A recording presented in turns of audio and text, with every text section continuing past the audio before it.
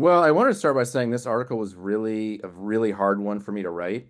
Half of David Morse's students stopped talking to him after he wrote a New York Times piece, arguing that young men have largely disappeared from literary fiction, not just as readers, but as writers, customers, or anyone publishing thinks about when they're deciding what to print. He argued this had both grave and immediate consequences. The topic itself is unspeakable to half of academics. Now take into account when this was written. As Donald Trump prepares to walk back into the Oval Office, we are talking about some of the voters who sent them there, and specifically this morning we are focusing on men. Coming off the heels of Donald Trump's re-election, a major narrative emerging from his victory was that he overperformed with young men. Many on the left were looking for reasons why. Morse's article hit that nerve. Maybe young men's isolation from the literature industry is why a guy who would have picked up a novel 20 years ago now gets his world viewed from a 3-hour podcast instead, which leads him into political spheres that align with certain causes. Morse's op-ed and the context in which it emerged were a perfect recipe for a culture war skirmish, otherwise known as discourse. White men are not being discriminated against. I read this piece in the Times, and I actually think it's pretty good. Are men actually not reading fiction? I did the research and I tried to find out. We'll talk to her later. That was one of the impetus for me to begin examining PTSD, not just on a personal level, but also as a historical entity. Novels and books and literature saved my life. Morse isn't some guy farming outrage for clicks. In addition to being a professor, he's a former Marine whose memoir on PTSD was named an editor's choice by the New York Times Book Review. His thoughts about men and reading land differently coming from him than when others voice their opinion on the subject. His evidence is mostly based on what he watched in his own classroom. The young male novelist is essentially an extinct species. There are none in the wild below the age 35 that exist. From there, he builds the theory out. When you have 30% of the population not seeing their experiences reflected at all in the literary culture, you can't be surprised when they gravitate towards spaces where they feel seen and recognized. Joe Rogan, who often has novelists on, he's cornered the market on this very specific type of trying to develop an EQ and trying to speak to the mythic and psychosocial development of young men. It's a pipeline that makes sense, but do the numbers reflect it? Before we get into the implications for masculinity, I wanted to know if losing fiction readers was that big of a problem to begin with, or maybe it was just something that feels bad. So I talked to Marianne Wolf, a cognitive neuroscientist at UCLA, who has spent 40 years studying what reading does to our brains. When we read at a level in which we are passing over into the thoughts and feelings of others, we are activating an entire feeling network in the brain, especially an area called the amygdala. You are looking at two kinds of empathy: cognitive, that is empathy for the thoughts of others, and affective empathy, which is having feelings for others. By Wolf's account, novelist Jane Smiley put it more bluntly than any neuroscientist might dare. I think it's so important for your audience to hear this. So she says it's not going to die, but novels will be sidelined. And when that happens, our society will be brutalized and coarsened by people who have no way of understanding or each other. Wolf has her own numbers, though, and they're not subtle. Fourth graders right now are the lowest in 2 decades in their ability to read.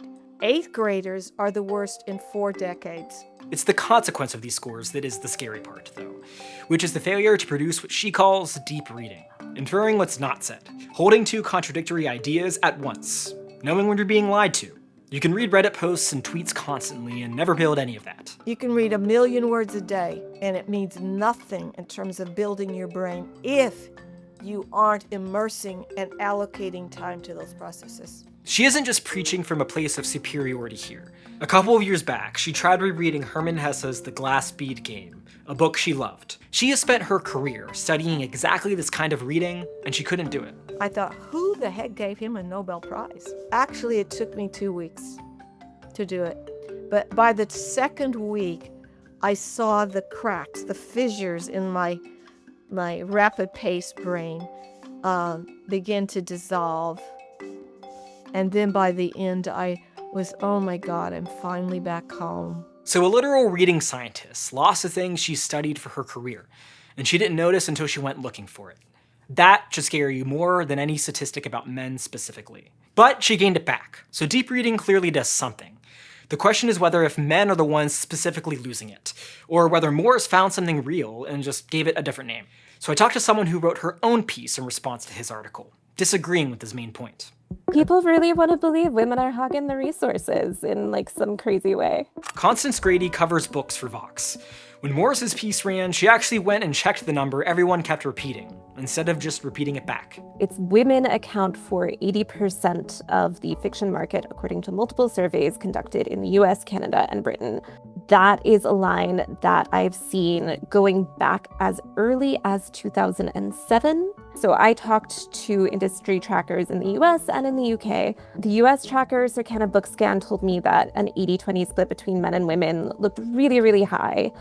Nielsen Book Data in the UK said they don't think that that stat has ever been true, at least not in the UK. As far as she could trace it, the number comes from a deleted blog post written by a motivational speaker. But it's not like this is a scandal. This kind of stuff happens all the time in journalism. You see a statistic that looks like it's probably right, and you see that it's appeared in legitimate outlets like NPR, like the New York Times, and you figure you probably don't have to do any more checking because someone has probably checked it out along the way, and you just kind of copy paste it right over into your own article. I'm sure that I have done this at some point in my career. I think probably most journalists have, but the danger is sometimes you get into a situation where really no one has checked the statistic for a really long time. And I think that is what happened with this one. The more substantiated numbers are a lot less dramatic. Pew Research Center has 71% of men reading a book a year, compared to 78% of women. 7 points. If books are the thing that is potentially leaving men feeling disenfranchised, I just think that's assigning a really, really intense effect to a very, very, very small distinction. That's the number when you lump every guy together.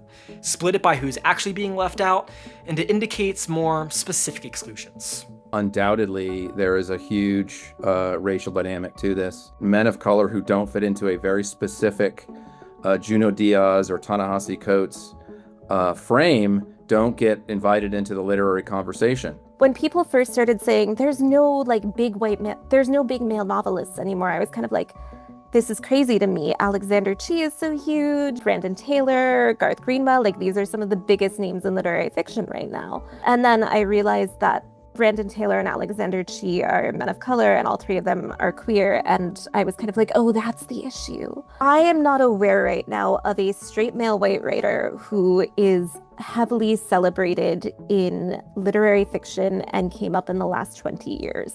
Morris and Grady get to pretty similar places coming from opposite directions. That this is about specific groups of men that don't fit a particular profile, not really about men in general. Wolf's data points at something further upstream, before anyone's trying to get a novel published at all. By fourth grade, so many of our African American boys have not reached fluent comprehension levels. That's why some of our statistics are so bad for our children of color. So maybe the real headline was never men don't read. Perhaps it's a narrower, more specific problem that got inflated into a referendum on an entire gender. Because a referendum is a better story than demographic subgroups. But it is true that there's a dearth of young male novelists, which means less good stories for other young men to identify themselves with.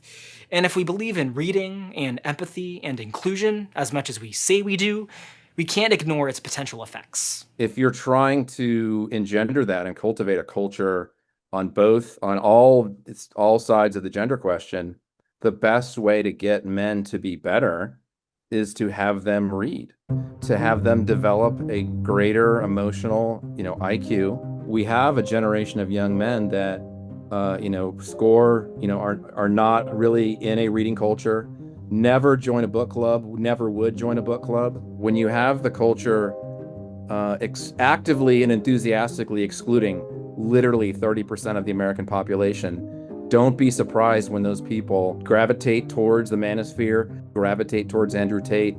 Grady questioned whether getting men to read more fiction would even make much difference. I think it can be a really profound source of joy and meaning for a lot of things, and can make our minds work in ways that they wouldn't if we were just kind of left to our own devices. It really does make your world bigger.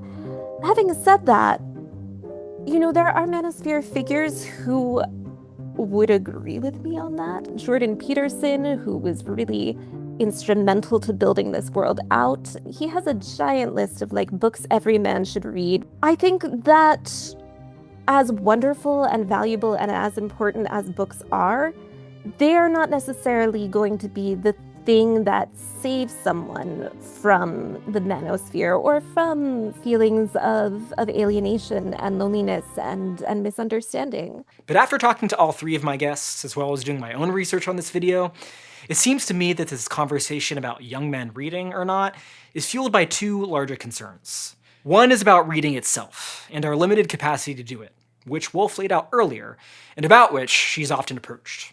The assumption of the decline of reading is something I have almost been bombarded by requests, almost like yours, Zach, to give interviews about the decline or the crisis of reading. The other issue is concern about young men overall, which Grady thinks is a stand-in for an even bigger, more generational issue. I do worry sometimes that the conversation about what is happening to men and whether men are okay kind of ignores the ways that a lot of the issues affecting young men are also affecting young women in pretty profound ways. The male loneliness crisis, some of the ways that you crunch the numbers, it's just kind of a young person loneliness crisis. A whole generation, not just the men in it, more alone than any generation we've measured.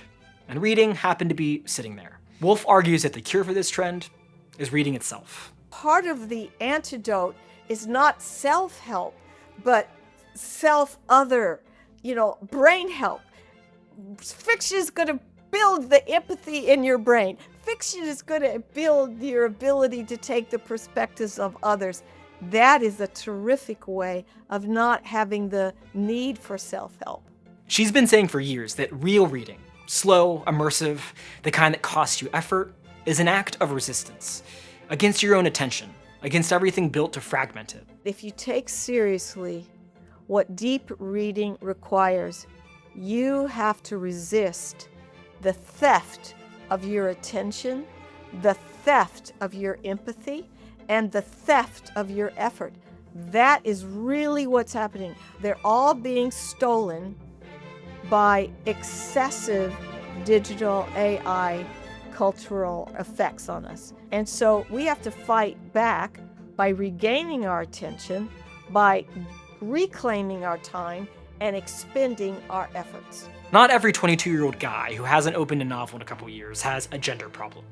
He might just have an attention problem, like everyone else's age, that happens to look gendered from a specific angle. No syllabus fixes that. If you want to fix your own reading habits, no matter how you identify, choose one book, something too dense to skim, and figure out how much focus you still got, and start working to get back whatever's gone.